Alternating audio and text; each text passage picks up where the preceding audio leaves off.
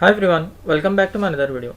Today I'm going to show in this video how to fix Bluetooth device paired but not connected on your Windows 10 or Windows 11. So before going to start the video, if you're not subscribed my channel, please subscribe. So let's start the video. Guys, if you are facing the issue with your Bluetooth device paired but not connected, then I will show you a simple method how to fix this issue. In this, first you have to click on this start menu, then click on settings.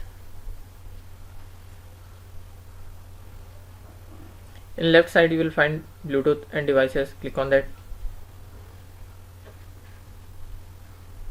Here you can see Bluetooth. Click on this.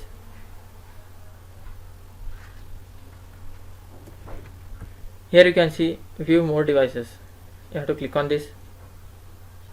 After that, scroll down. You will find more Bluetooth settings. Click on this. Here you can see under notification you will find one option, alert. Alert me when a new Bluetooth device wants to connect. You have to just uncheck this option, then click on apply, then click OK.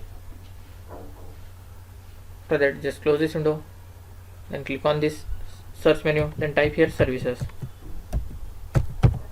Click on these services.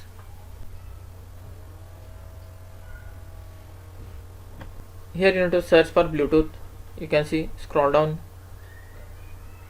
you will find 2 to 3 services. You have to just right click on that, click on properties, select startup type as automatic. If in your case it is selected as manual, you have to select as automatic, then click on start, then click on apply, then click OK. You have to do all the same setting for all these 3 Bluetooth services. After that, just close this window and restart your PC. After restarting, hope your issue will be resolved.